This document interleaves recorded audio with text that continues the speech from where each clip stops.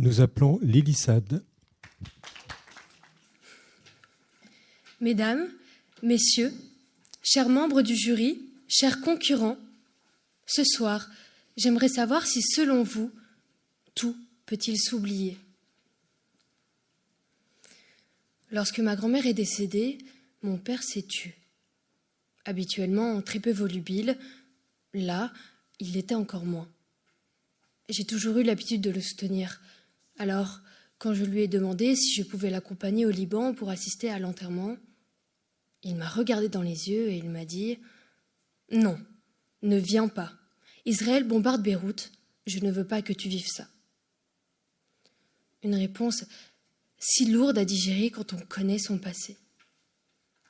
Dès ses 15 ans, mon père et ses frères et sœurs ont vu leur adolescence voler en éclats.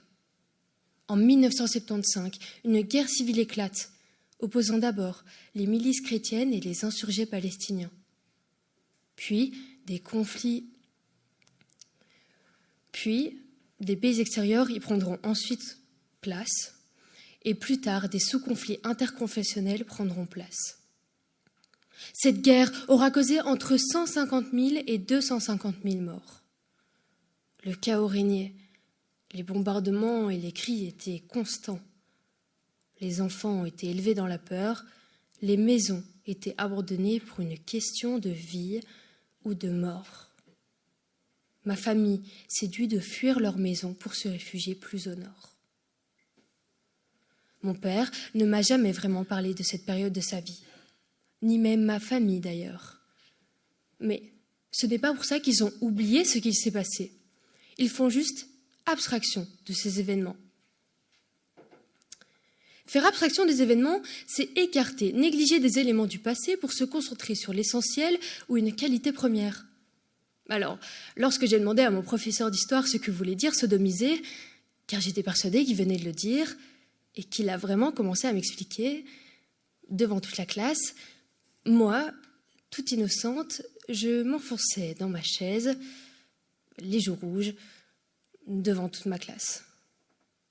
Ou encore le jour où j'ai proposé cette fois-ci d'offrir un vibromasseur à la place d'un pistolet masseur à ma prof d'allemand pour son beau-fils sportif.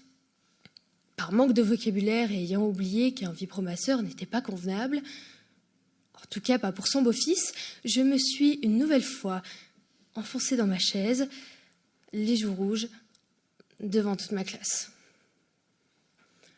On notera quand même que j'ai fait abstraction de ces événements, non pas pour me focaliser sur mon innocence ou ma dignité inexistante, mais plutôt pour oublier ces moments embarrassants. Ce mécanisme de défense est très fréquent chez des personnes qui perdent souvent leur crédibilité dans des moments cocasses, ou plus sérieusement chez des personnes ayant subi des traumatismes. Vous avez peut-être déjà vu passer la vidéo d'un saxophoniste qui continue à jouer son morceau alors qu'un missile israélien survole le pays. Les gens ont continué à danser, le sourire aux lèvres, comme si ce missile n'était qu'une étoile filante. Il est légitime de se poser la question, comment arrive-t-il à passer au-dessus de tout ça? À force d'être confrontés au danger permanent et à l'instabilité du pays, les Libanais ont développé un automatisme inconscient afin de contrer l'angoisse.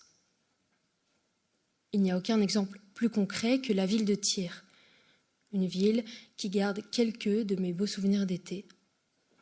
À même pas quelques kilomètres de la frontière israélienne, les Libanais bronzent, rient, mangent leur assiette au kébé, au pluriel, de kébé et de frites qu'ils posent non pas sur une table, mais sur leur ventre. Pendant que la musique du beach club va fort pour couvrir les éventuels bruits de bombes ou de balles. Cette apparente insouciance, bien qu'offrant un exutoire face aux anxiétés, ronge le peuple aussi cruellement qu'un parasite se nourrissant dans notre corps, qu'un lion dévorant sa proie, qu'un rat mangeant un cadavre. L'augmentation de prises d'anxiolytiques et d'antidépresseurs ne fait que renforcer cette idée. Car de ce fait, selon un récent rapport de l'Executive Magazine, un Libanais sur 4 souffrirait de troubles mentaux. Mais si l'oubli permet de se tourner vers l'avenir, encore faut-il que cet avenir offre des perspectives. Dans ce croissant du Moyen-Orient, le Liban ne semble pas sorti d'affaire. Israël bombarde le Liban, c'est un fait. Mais ne pensez-vous pas que le Liban bombarde Israël en retour ? Êtes-vous si accaparé et vous êtes-vous contenté de boire mes paroles sans vous soucier de l'envers du décor ? Les Européens n'ont plus de compassion pour l'Israël car les médias insistent sur le fait qu'il l'attaque et qu'il tue. Dès l'éclosion de son État, le pays a dû se jeter dans l'arène sans même avoir eu le temps de prononcer un mot. Oui, à peine le puzzle assemblé qu'il s'est fait menacer d'être démantelé par la Ligue arabe.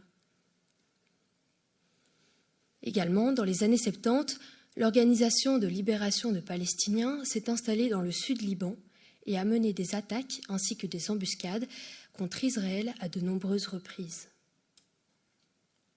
Cette guerre, bien que mutuelle, n'a pas seulement touché les Libanais. Retenons-le bien. Pourtant, Internet ne montre aucun témoignage du peuple israélien.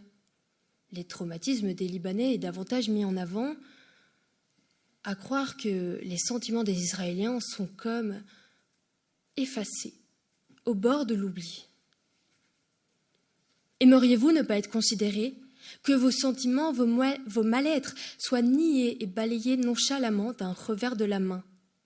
Non, alors n'oubliez pas, je n'oublie pas son histoire.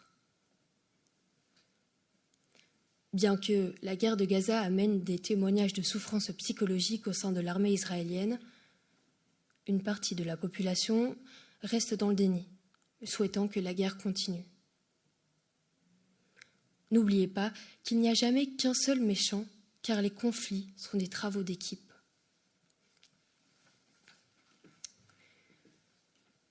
On dit que le temps efface tout, on dit que le temps guérit tout, mais c'est faux. La seule guérison, c'est apprendre à vivre avec nos traumatismes comme le font mon père et mes proches, et à en faire abstraction, qu'importe la manière.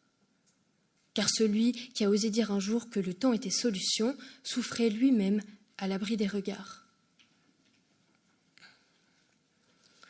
Pardonner n'est pas synonyme d'oublier, ni de souffrir, car pardonner, c'est retenir. Retenir ce qui nous a offensés, comme une épée qui est venue s'enfoncer dans notre cœur pour y laisser une cicatrice immuable. Parfois cachée, parfois montrée, celle-ci sert à nous souvenir que l'on a été touché et à cet effet, à ce que l'on se souvienne de certaines blessures à venir. Je vous dirai alors, chers auditeurs, pardonner peut-être, oublier jamais.